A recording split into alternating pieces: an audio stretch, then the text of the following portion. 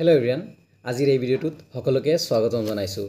যিবোৰ ষ্টুডেণ্টে BA LLB নাইবা LLB কোৰ্ছত নাম ভৰ্তি কৰিবা বা BA LLB পঢ়িবা বা LLB পঢ়িবা, সেইবোৰ ষ্টুডেণ্টৰ কাৰণে এই ভিডিঅ'টো খুবেই ইম্পৰ্টেণ্ট। চ' ভাল কৰি মন কৰি শুনিবা, অ'কে।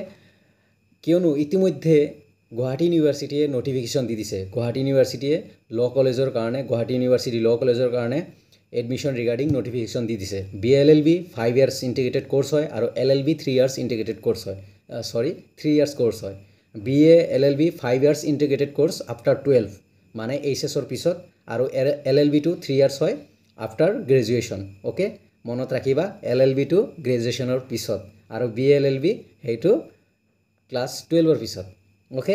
আৰু ইয়াৰ কাৰণে ডেট দিছে, opening date, last date. So' ভালকৈ মন কৰি শুনিবা। Opening date 8 July 2025, okay. 8 July 2025 ইতিমধ্যে অপেন হৈ গৈছে। আৰু তাৰ কাৰণে অপেনিং লিংক, যিটো এডমিশ্যন লিংক বা apply link, application link, form link, সেইটো হ'ল তোমালোকে ক'ত পাবা? গুৱাহাটী admission.samarth.edu.in 2025। তোমালোকে গুৱাহাটী ইউনিভাৰ্চিটি ল' কলেজ মাৰি দিলেও তোমালোকে লিংক পাই যাবা।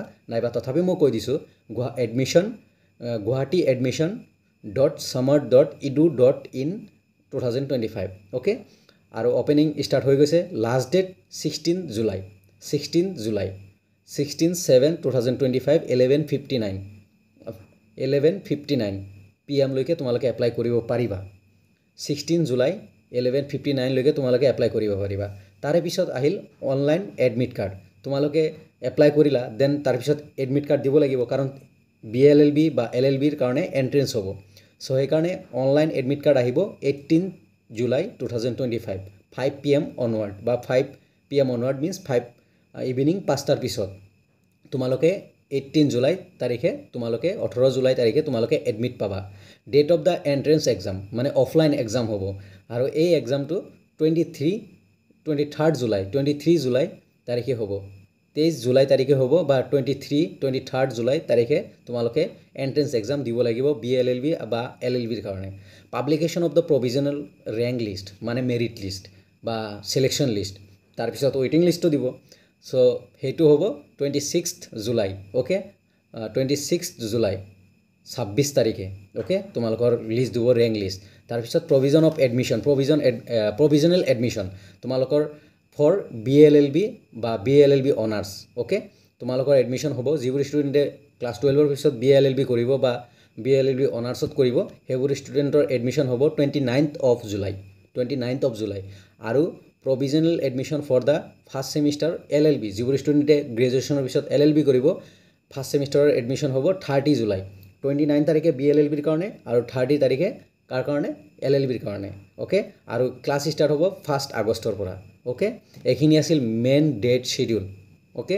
তোমালোকে প্লিজ ভালকৈ মন কৰি শুনি লোৱা আৰু তোমালোকে এপ্লাই কৰা। যিবোৰ ষ্টুডেণ্টে এপ্লাই কৰিবা বুলি ভাবিছা যে BA LLB পঢ়িম বা LLB পঢ়িম, গ্ৰেজুৱেশ্যন কমপ্লিট, মই LLB পঢ়িম, দেন তোমালোকে গুৱাহাটী ইউনিভাৰ্চিটিৰ আণ্ডাৰত কৰিব পাৰা। ভাল এখন কলেজ হয় আৰু হোষ্টেলো আছে, বহুত বয়জ এণ্ড গাৰ্লছৰ হোষ্টেল আছে, অ'কে। আৰু ইয়াতে এলিজিবিলিটি ক্ৰাইটেৰিয়া দি দিছে, অ'কে। এলিজিবিলিটি ক্ৰাইটেৰিয়া কি কি? BA LLB যদি কৰা, দেন তুমি ক্লাছ 12ৰ যদি জেনেৰেল হয় 45% তোমাৰ মাৰ্ক থাকিব লাগিব, অ'কে। পাৰ্চেণ্টেজ তোমাৰ 45% থাকিব লাগিব for general, 42% for OBC and MOBC, আৰু ST SCৰ কাৰণে 40% তোমাৰ HSৰ মাৰ্ক থাকিব লাগিব।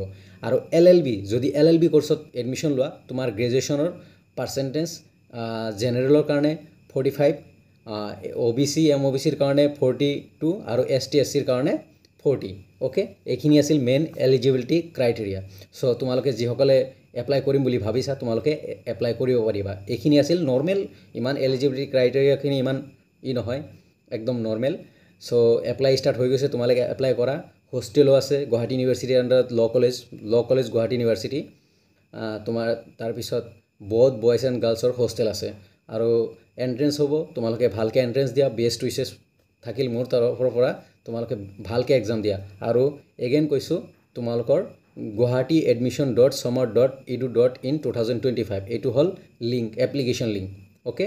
BA LLB HSৰ ষ্টুডেণ্টৰ কাৰণে, যিবোৰ ষ্টুডেণ্টে 2025ত HS দিছে বা আগত HS দিছে, এইবাৰ BLLB কৰিব সেইবোৰ ষ্টুডেণ্টৰ কাৰণে আৰু LLB 3 ইয়াৰ্ছ কোৰ্ছ যিবোৰ ষ্টুডেণ্টে গ্ৰেজুৱেশ্যন কমপ্লিট কৰিছে সেইবোৰ ষ্টুডেণ্টৰ কাৰণে যিকোনো ষ্ট্ৰীমত হ'ব পাৰে নো প্ৰব্লেম বাট আৰু HS কৰিছা নো প্ৰব্লেম তুমি BLLBৰ কাৰণে এলিজিবল এইখিনি আছিল মেইন আপডেট সো প্লিজ ভিডিঅ'টো কেনে লাগিল কমেণ্টত জনাবা আৰু যিবোৰ ষ্টুডেণ্টে এপ্লাই কৰিবা তোমালোকক অল দা বেষ্ট তোমালোকে ল ভালকৈ পঢ়া এডভোকেট হোৱা বা